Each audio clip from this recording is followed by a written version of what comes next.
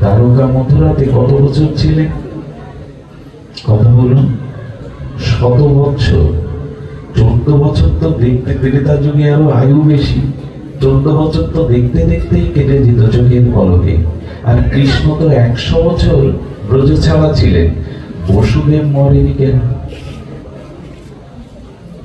নন্দ বাবা মরেনি কেন? প্রশ্নটা কি বোঝা যায়?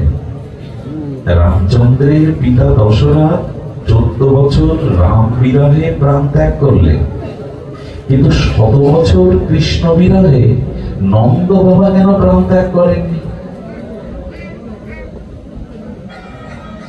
কেন করেননি জানেন? ব্রজের ভাব কিছু বিচিত্র, আলাদা, কোথাও মেলে না। ব্রজের ভাব এটা মেলে না। নন্দ বাবার প্রাণটা যায়নি কেন জানেন? ব্রজবাসীরা শ্রীকৃষ্ণকে মন প্রাণ সব দিয়ে দিয়েছিল। মাঝে মাঝে এই গোপীদের বিরহ দশায় কাল আসতো, মানে মৃত্যু